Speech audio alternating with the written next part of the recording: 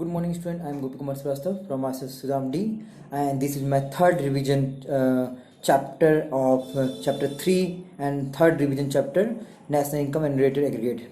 In this chapter, we are discussing about national income and their related aggregate. So let's start. We have to understand some basic element of this chapter. इस chapter को समझने के लिए हमें कुछ basic element को समझना पड़ेगा ताकि हम इस चैप्टर को अच्छे से समझ सकें कि आखिर नेशनल इनकम और रिलेटेड एग्रीगेट क्या है। तो सबसे पहले देख सकते हैं हम यहाँ पे फैक्टर इनकम है। देखिए फैक्टर जो वर्ड है वो हमेशा प्रोडक्शन से रिलेटेड होता है। जब आप प्रोडक्शन करते हो या गुड एंड सर्विस का तभी आपको फैक्टर इनकम होता है। मतलब हमेशा याद रखिएगा फैक्टर इनकम वो इनकम होता है जो आपका इनकम से या प्रोडक्शन से रिलेटेड होता है। जैसे अगर आप फैक्टर सर्विस दोगे तो आपको फैक्टर इनकम होगा, अगर आप लैंड देंगे तो आपको रेंट मिलेगा, अगर आप कैपिटल लगाएंगे तो आपको इंटरेस्ट मिलेगा, अगर आप लेबरिंग करते हैं तो आपको वेजेज मिलेगा, और अगर आप एक इंटरप्राइज खोलते हैं तो आपको प्रॉफिट मिलेगा। तो आप यहाँ पे याद रखिएगा कि फैक्टर इनकम का मतलब होता है वो इनकम, और ये चार ही तरह का इनकम होता है, रेंट, इंटरेस्ट, प्रॉफिट और आपका वेजेज। ठीक है, ये चार अगर को जोड़ते हैं तो वो फैक्टर इनकम निकलता है। अब फैक्टर इनकम हमेशा प्रोडक्शन से रिलेटेड होता है, प्रोडक्शन से जुड़ा रहता है। अगर हम गुड एंड सर्विस का प्रोडक्शन कर रहे हैं तभी वो फैक्टर इनकम कहलाएगा।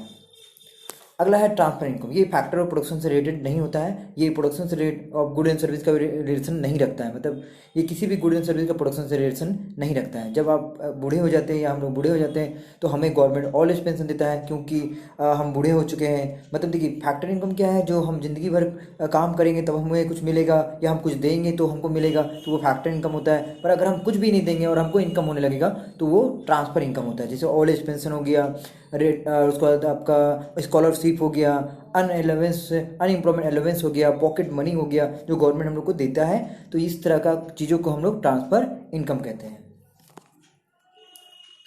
अगला है नॉर्मल रेसिडेंट ऑफ कंट्री। यहाँ नॉर्मल रेसिडेंट ऑफ कंट्री मतलब होता है कि वो लोग जो आपके देश में एक साल से ज़्यादा रहते हैं और उनका इकोनॉमिक इंटरेस्ट आपके देश में ही है, मतलब यहीं कमाते हैं, यहीं खाते हैं और यहीं जीवन जीते हैं, चाहे वो आपका मतलब कि फॉरेनर क्यों ना हो। जैसे कि कोई बाहर से भी अगर आपके देश में एक साल से ज़्यादा रहता है तो भी तब भी उन्हें हम नॉर्मल रेसिडेंट ऑफ कंट्री कहते हैं। ठीक है, जैसे कि अगर मैं तो इस देश का सिटीजन हूँ और मैं बहुत सालों से यहाँ पे रहता हूँ तो मैं नॉर्मल रेसिडेंट तो हूँ, साथ में सिटीजनशिप भी मुझे मिला हुआ है। बट बाहर से अगर कोई लोग आता है और आपके देश में यहीं पे कमाता है, यहीं पे खाता है, तो यहीं पे खर्च भी करता है, तो वो नॉर्मल रेसिडेंट ऑफ कंट्री कहलाएगा। तो आप याद रखिएगा नॉर्मल रेसिडेंट ऑफ कंट्री वही लोग, नॉर्मल रेसिडेंट ऑफ कंट्री वही लोग कहलाते हैं जो हमारे देश में एक साल से ज़्यादा रहते हैं, उसे हम नॉर्मल रेसिडेंट ऑफ कंट्री कहते हैं। तो आप यहाँ पे देख सकते हैं कि यहाँ पे लिखा हुआ है following are the included in the category of normal resident, कि कौन कौन आपका नॉर्मल रेसिडेंट के अंतर्गत आता है। तो आप यहाँ पे जो मैंने बताया है वही लिखा हुआ है, तो आप इसे नोट डाउन भी कर सकते हैं। Following are not included in the under the category of normal resident. देखिए कुछ लोग हैं जिसको नहीं लिया गया है, जैसे फॉरेन टूरिस्ट एंड विजिटर, कोई बाहरी घूमने आया टूरिस्ट है तो उसे नॉर्मल रेसिडेंट कैसे कह सकते हैं, क्योंकि वो एक साल से ज़्यादा तो रहने के लिए आया नहीं, ना ही उसका इकोनॉमिक इंटरेस्ट आपका देश में है, तो वो हमारा नॉर्मल रेसिडेंट नहीं कहलाता है। फॉरेन स्टाफ हो गया, एम्बेसी हो गया, ये सभी लोग हमारा देश में नॉर्मल रेसिडेंट नहीं कहलाता है। इंटरनेशनल ऑर्गेनाइजेशन हो गया जैसे यूएनओ या वर्ल्ड ट्रेड ऑर्गेनाइजेशन, ये सब भी हमारे देश में बिल्कुल इंक्लूड नहीं होता है, ये नॉर्मल रेसिडेंट इसे हम लोग नहीं कहते हैं। एम्प्लॉय ऑफ इंटरनेशनल ऑर्गेनाइजेशन बिल्कुल नहीं आता है, ठीक ना। Crew member of the foreign vessel, जैसे जहाज से कुछ क्रू मेंबर आ रहा है कुछ दिनों के लिए काम से, तो वो भी हमारे नॉर्मल रेसिडेंट नहीं कहलाता है। बॉर्डर वर्कर, बॉर्डर में जो हमारा जो सीमा है देश का या बाहरी क्षेत्र का कुछ लोग अगर सीमा में काम कर रहे हैं हमारे देश के बॉर्डर में, तो वो भी हमारा देश का नॉर्मल रेसिडेंट नहीं कहलाता है, क्योंकि वो सिर्फ काम कर रहे हैं अपने देश के लिए। तो यहाँ देख सकते हैं कुछ क्वेश्चन है, identify the following as a normal resident. आपको इसमें से बताना है कि कौन कौन नॉर्मल रेसिडेंट में आएगा और कौन कौन नहीं आएगा, तो आप इसे देख सकते हैं। और उसके बाद मैंने यहाँ पे दिखाया डिफरेंट क्या है आपका यहाँ पे नॉर्मल रेसिडेंट ऑफ इंडिया में और नॉन रेसिडेंट ऑफ इंडिया में क्या डिफरेंट है। तो यहाँ पे आप देख सकते हैं हमारा जो डिफरेंट है और वो है Indian working in the foreign embassy. आखिर ये एम्बेसी क्या होता है, चलिए हम लोग इसको थोड़ा सा डिस्कस कर लेते हैं कि हमारा ये एम्बेसी है क्या। ठीक है, एम्बेसी के बारे में हम लोग देखते हैं क्या कि हमारा एम्बेसी क्या है। देखिए एम्बेसी एक तरह का राजदूत होता है, ठीक ना। हर देश का एम्बेसी अलग देशों में होता है। जैसे हम ये एम्बेसी का काम होता है जैसे कि अमेरिका में अगर कोई इंडियन रहता है तो उसको पासपोर्ट वीज़ा से रिलेटेड कोई भी काम है वो इसको देखता है। तो हर देश का जो एम्बेसी होता है किसी और देश में रहता है, और किसी और देश का एम्बेसी जो होता है आपके देश में रहता है, इसको हिंदी में राजदूत बोलते हैं, मतलब आपके देश के लिए ही काम करता है तो बाहर में आपका ये मतलब एम्बेसी, अब जैसे इंडिया का एम्बेसी पाकिस्तान में है, अमेरिका में है, तो वो अमेरिका में बिल्कुल है पर काम आपके देश के लिए ही करेगा, आपका काम आपके देश के लोगों के लिए ही करेगा, जैसे जो इंडियन सिटीजन है अमेरिका में उसके लिए ही करेगा। ठीक है, तो ये एक्चुअली में हमारा जो एम्बेसी है वो हमेशा बाहर होता है और बाहर का एम्बेसी हमारे देश में होता है। तो आप यहाँ देख सकते हैं, यहाँ पे क्वेश्चन पूछ रहा है क्या है, Indian working in the foreign embassy in India. मान लीजिए नॉर्मल रेसिडेंट कौन कहलाता है, जो अगर मान लीजिए कोई लोग हैं जो फॉरेन एम्बेसी में काम करते हैं, ठीक है, तो वो इंडियन है तो वो नॉर्मल रेसिडेंट कहलाएंगे। और अगर foreigner working in the Indian embassy और फॉरेनियर इंडियन एम्बेसी में काम कर रहे हैं तो वो नॉन रेसिडेंट कहलाएंगे। देखिए आपको समझाने की कोशिश करते हैं। देखिए अमेरिका में मान लीजिए हमारा एक एम्बेसी है और वहाँ पे इंडियन लोग काम कर रहे हैं तो हमारा नॉर्मल रेसिडेंट कहलाएगा। और उसी तरह अमेरिका का कोई एम्बेसी आपके हमारे देश में है और वहाँ हमारे देश में फॉरेनियर काम कर रहा है तो वो फॉरेनियर उस देश के लिए काम कर रहा है, हमारे लिए काम नहीं कर रहा है, इसलिए उसे नॉन रेसिडेंट कहते हैं। तो रेसिडेंट जो हमारे देश में एक साल से ज़्यादा रहता है और कमाता है यहीं पे और खर्च भी यहीं करता है उसे हम नॉर्मल रेसिडेंट कहते हैं। और जो हमारे देश में एक साल से कम रहते हैं या जिसका इकोनॉमिक इंटरेस्ट हमारे देश में नहीं है उसे हम नॉन रेसिडेंट ऑफ इंडिया कहते हैं। ठीक है, तो इसे और भी मैंने लिखा है तो आप इस नोट्स को भी फॉलो कर सकते हैं, बिल्कुल देख सकते हैं। ये बुक्स का दोनों का है। ठीक है, तो ये चैप्टर 2 नहीं है, ये चैप्टर 3 है, चैप्टर 3 का ही कंटेंट है। तो यहाँ पे देखते हैं आप डोमेस्टिक टेरिटरी क्या है। देखिए यहाँ डोमेस्टिक टेरिटरी का मतलब यहाँ पे बताया गया है बहुत सारे डिटेल में, यहाँ आप देख सकते हैं। आप देखिए domestic territory of nation is that territory which lying within that political frontier और boundary of country. Domestic territory वो क्षेत्र है, डोमेस्टिक मतलब घरेलू, घरेलू मतलब देश के अंदर जो भी आता है ना वो सभी देश के जो सीमा के अंदर जो भी आता है उसे डोमेस्टिक टेरिटरी कहते हैं। ठीक है, तो देखते हैं हमारे देश के सीमा के अंदर क्या क्या आता है। देखिए हमारे देश का जो मैप है उससे बहुत कभी कभी हम लोग देश से बाहर भी निकल के काम करते हैं तो वो चीज़ें भी हमारे देश में आ जाता है। कैसे आ जाता है इसके बारे में हम लोग डिस्कस करते हैं। जैसे ship and aircraft on and the operated by the normal resident between the 2 और मोर कंट्री। मान लीजिए हमारा कोई शिप है, हमारा कोई जहाज है जो अमेरिका के रास्ते में है, ठीक है, या हमारा कोई एरोप्लेन है जो अमेरिका में उड़ रहा है, ठीक है, तो वो अमेरिका का एरोप्लेन नहीं कहलाएगा, वो हमारे देश का एरोप्लेन कहलाएगा क्योंकि वो सिर्फ काम के लिए गया, वापस में वो अपना काम करके वापस हमारे इंडिया में आ जाएगा। तो कुछ चीज़ें होती हैं जैसे शिप हो गया या एयरक्राफ्ट हो गया, ये चीज़ें बाहर तो जाती हैं पर हमारे देश का डोमेस्टिक टेरिटरी में ही कहलाता है। मानते देश से बाहर निकल जाता है फिर भी वो हमारे देश का है, जिसे हम लोग डोमेस्टिक टेरिटरी कहते हैं। फिशिंग वेसल हो गया, ऑयल हो गया, नेचुरल गैस हो गया, रिग्स हो गया, floating in platform on the operated by the resident of the country in the international vessel. मान लीजिए किसी तरह का ऑयल निकाल रहे हैं, हम देश के बाहर चले जाते हैं और समुद्र से ऑयल निकालते हैं तो वहाँ पे हमारा क्या होता है, एक्सक्लूसिव राइट होता है कि हम उसमें वहाँ पे सभी देशों का एक्सक्लूसिव राइट होता है कि कौन कहाँ से ऑयल निकालेगा, ठीक है, नेचुरल गैस कहाँ से निकालेगा, तो सबका एक राइट होता है। तो हमारे देश के अगर बाहर भी कोई जाता है और वहाँ से तेल निकालता है या नेचुरल रिसोर्स निकालता है तो वो भी हमारे डोमेस्टिक टेरिटरी में आता है क्योंकि वो हमारे देश के काम से गया है। ठीक है, तो आपको ये समझना पड़ेगा कि डोमेस्टिक टेरिटरी से या क्षेत्र से बाहर भी चले जाए हमारे देश का कुछ वर्कर या कुछ शिप या एरोप्लेन तब भी वो हमारे देश का ही कहलाता है। Embassy considered and the military establishment of the country located in the abroad. मान लीजिए हमारा जो एम्बेसी है, एम्बेसी मैंने बताया था राजदूत, हमारा देश का एम्बेसी हमारे देश में नहीं होता, बाहर में होता है, तो वो भी हमारे देश का ही डोमेस्टिक टेरिटरी में आता है। तो यहाँ पे मैंने पूरा डिटेल लिखा है, आप इसे पढ़ सकते हैं। आप कौन सा डोमेस्टिक टेरिटरी में नहीं आता है आप इसे पढ़ सकते हैं, समझ सकते हैं। जैसे इंटरनेशनल ऑर्गेनाइजेशन हो गया या बाहरी एम्बेसी आपका देश में हो गया तो वो देश का आपके देश का डोमेस्टिक टेरिटरी में नहीं आता है, जबकि आपके देश में रहता है फिर भी नहीं होता है। तो यहाँ पे देख सकते हैं डोमेस्टिक टेरिटरी में क्या आएगा नहीं आएगा, आप इसके बारे में डिस्कस कर देते हैं। आगे लिखा है aggregate related to the nation income, कि नेशनल इनकम से रिलेटेड कौन कौन सा एग्रीगेट है। तो सबसे पहले लिखा है जीडीपी-एमपी। जीडीपी-एमपी के बारे में बता दूं कि जीडीपी-एमपी का मतलब होता है good and service produce during the year. एक साल के अंदर आप जितना भी गुड एंड सर्विस प्रोड्यूस करते हैं और उसे मार्केट में उतारते हैं तो वो जीडीपी-एमपी कहलाता है। NDP-MP net domestic product market price का मतलब होता है कि अगर जीडीपी-एमपी मैंने जितने भी गुड एंड सर्विस उतारा है और अगर वो उतारते के साथ तो बिकेगा नहीं, कुछ उस पर डेप्रेशन लगता है। तो आपको मैं अच्छे तरीके से समझाने की कोशिश करता हूँ। देखिए मान लीजिए हमारा एनडीपी-एमपी का फॉर्मूला क्या होता है। देखिए यहाँ पे एनडीपी-एमपी का जो फॉर्मूला होता है वो होता है GDP-MP माइनस डेप्रिसिएशन। क्योंकि देखिए समझिएगा, हमने जितना भी गुड एंड सर्विस प्रोड्यूस किया वो GDP-MP है, पर उसमें क्या होता है कुछ गुड एंड सर्विस रखा रखा पुराना हो जाएगा या उसका वैल्यू घट जाता है, तो उसके बाद अगर हम GDP-MP से डेप्रिसिएशन को हटा देते हैं तो हमारा NDP-MP आ जाता है। तो आप समझ चुके होंगे GDP-MP के बाद NDP-MP तब आता है जब हम डेप्रिसिएशन को हटा देते हैं। फिर है हमारा net national product at market price. इसका मतलब होता है net national product at market is the sum total of net domestic product at market price and factor income.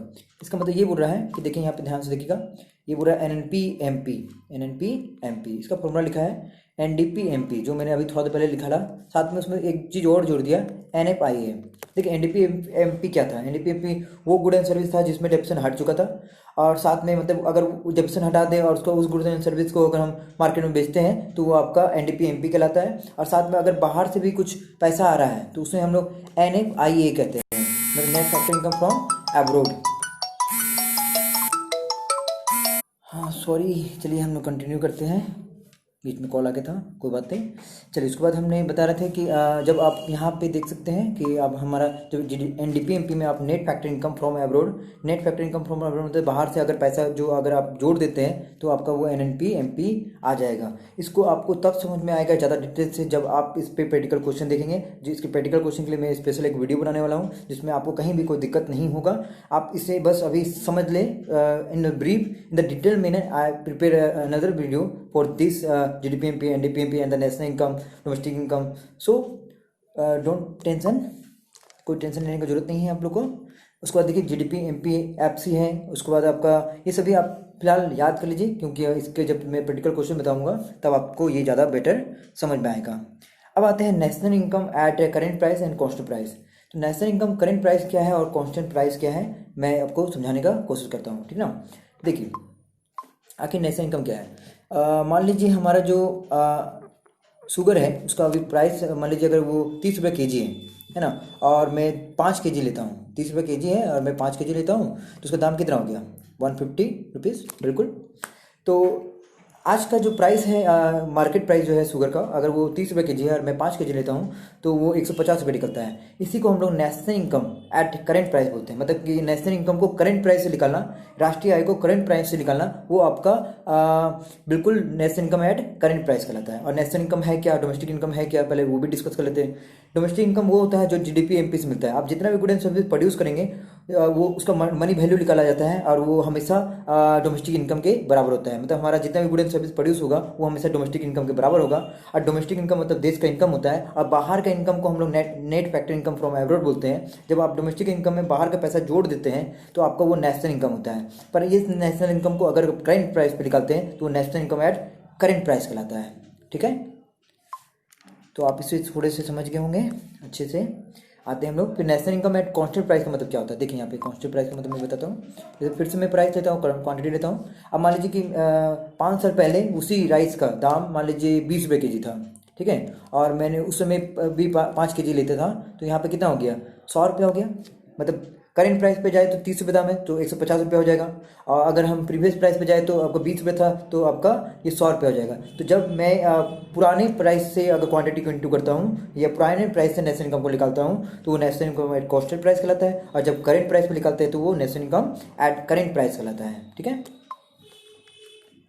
तो यहाँ पे देख सकते हैं आप, और यहाँ पे और भी चीज़ें लिखा गया है। यहाँ ये लिखा गया है कि आप national income eight current price को बिल्कुल नॉमिनल इनकम भी लिख सकते हैं, और साथ ही साथ आप यहाँ पे देख सकते हैं national income at constant price को आप यहाँ पे रियल नेशनल इनकम कह सकते हैं, रियल नेशनल इनकम। देखिए जो करंट प्राइस पे निकालेंगे तो नॉमिनल नेशनल इनकम कैसे कहलाता है, और अगर प्रीवियस कांस्टेंट प्राइस पे निकालते हैं या प्रीवियस प्राइस पे निकालते हैं या बेस ईयर प्राइस पे निकालते हैं, बेस ईयर प्राइस मतलब पुराना प्राइस, तो आपका वो रियल नेशनल इनकम कहलाता है, ठीक है। ये एग्जाम के पॉइंट ऑफ व्यू से बहुत इंपॉर्टेंट है, आप देख सकते हैं। यहाँ देख सकते हैं आप रियल नेशनल इनकम के बारे में लिखा हुआ है, ठीक है। तो चलिए आगे बढ़ते हैं हम लोग। और यहाँ पे लिखा हुआ है प्राइस इंडेक्स का एक फॉर्मूला है। प्राइस इंडेक्स का फॉर्मूला देखिए यहाँ पे ये होगा, जो प्राइस इंडेक्स है उसका फॉर्मूला होता है nominal national income divided by real national income into 100। तो ये आप याद रखिएगा। ये प्राइस इंडेक्स होता क्या है, देखिए आपको मैं प्रैक्टिकली समझाने की कोशिश करता हूँ। जब मैंने प्रीवियस प्राइस पे निकाला था तो हमारा 100 रुपये निकला था, ठीक है। जब मैंने प्रीवियस प्राइस को निकाला था तो 100 रुपये निकला था। बाद में जो करंट प्राइस पे निकाले थे तो 150 रुपये निकला था। तो दोनों में डिफरेंट जो है 50 रुपया, ये कितनी परसेंट है, 50% है। यही आपका प्राइस इंडेक्स दिखाता है। प्राइस इंडेक्स दिखाता है कि आखिर कितना परसेंट बढ़ोतरी हुआ पुराने प्राइस से आज के प्राइस में, ठीक है। तो national income eight current price और नेशनल इनकम एट जो कांस्टेंट प्राइस का जो डिफरेंसेस है वो ये बताता है प्राइस इंडेक्स, ठीक है। यहाँ पे कुछ प्रैक्टिकल क्वेश्चन है जो एग्जाम में आया हुआ है 2016-17 में, तो आप इसको बिल्कुल उतार सकते हैं, बड़ी इंपॉर्टेंट है। और सबसे ज़्यादा इंपॉर्टेंट जो क्वेश्चन है हमारा वो nominal GDP and real GDP है, और ये एग्जाम के पॉइंट ऑफ व्यू से बड़ी इंपॉर्टेंट होता है।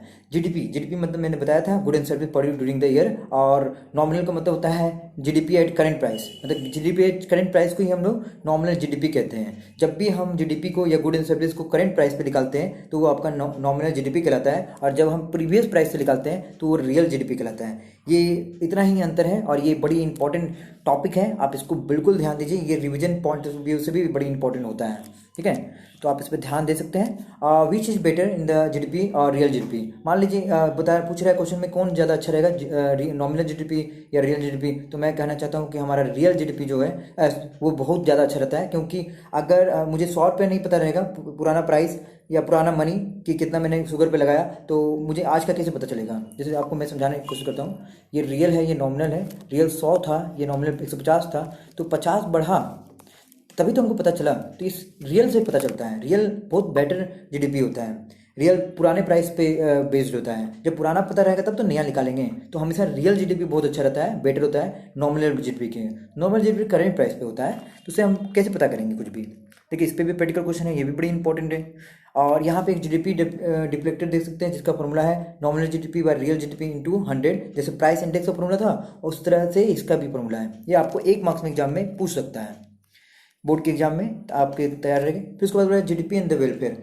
अब आपको बताना है कि जीडीपी बहुत अच्छा क्यों है और वेलफेयर क्यों है, क्योंकि आपको बता दें जितना जीडीपी होगा, जितना गुड एंड सर्विस आप प्रोड्यूस करेंगे, उतना ही ज़्यादा आपका देश तरक्की करेगा। इसलिए जीडीपी वेलफेयर लाता है, जीडीपी इन्वेस्टमेंट लाता है, जीडीपी प्रोडक्शन करता है, देश को आगे बढ़ाता है। फिर आते हैं, इतना अच्छा बात होने के बावजूद भी जीडीपी का कुछ डिस्ट्रीब्यूशन, कुछ लिमिटेशन है, कुछ खराबी है। पहला लिमिटेशन है distribution of GDP. Distribution of GDP का मतलब होता है कि यहाँ पे हमारा जो जीडीपी है वो 2 भागों में बटा हुआ है, ठीक है। जैसे कि एक पुअर, एक रिच। रिच के कारण भी जीडीपी बढ़ता है, पुअर के कारण जीडीपी बढ़ता नहीं है। तो ये बात भी ध्यान देना पड़ेगा। एक डिस्ट्रीब्यूशन है, मतलब हमारा जीडीपी जो बढ़ रहा है, गुड्स एंड सर्विस बढ़ रहा है, हो सकता है वो रिच के कारण बढ़ रहा हो, पुअर के कारण नहीं बढ़ रहा हो। तो ये इसका लिमिटेशन है। चेंज इन द प्राइसेस, हमेशा जो प्राइसेस चेंज है वो इसमें दिखाया जाता है। If the increase in the GDP is due to the rise, मतलब जीडीपी कभी कभी क्या होता है प्राइस की वजह से भी बढ़ता है। मतलब जीडीपी बढ़ रहा है तो सोचता है प्राइस बढ़ गया हो तो जीडीपी बढ़ जाता है। नॉन मॉनेटरी एक्सचेंज का मतलब यहाँ पे होता है लोग गुड्स के बदले सर्विस एक्सचेंज कर रहे हैं या सर्विस के बदले गुड्स एक्सचेंज कर रहे हैं, जहाँ मनी फॉर्म नहीं आ रहा है। जब मनी फॉर्म नहीं आएगा तो जीडीपी पता कैसे चलेगा। तो ये नॉन मॉनेटरी एक्सचेंज कहलाता है। एक्सटर्निटीज बड़ी इंपॉर्टेंट है बोर्ड के एग्जाम से, ठीक है। एक्सटर्निटी का मतलब होता है वो चीज़ें जो आपके पॉजिटिव या नेगेटिव इफेक्ट कर रहा है। जैसे आप इंडस्ट्री स्टार्ट करते हैं तो वहाँ से पॉल्यूशन होगा, वो नेगेटिव इफेक्ट करता है, तो ये नेगेटिव एक्सटर्निटी हो गया। और अगर आप गार्डन या पार्क खोल देते हैं तो वहाँ पे इन्वायरमेंट आपका और अच्छा बेहतर होता है, तो वो आपका पॉजिटिव कहलाता है, ठीक है। तो ये हमारा जो चैप्टर है ये समाप्त हो गया है। So thank you and must write, and this chapter is also completed, and in this chapter the nominal GDP and the real GDP is very important in the point of view of revision. So must learn and write. Thank you.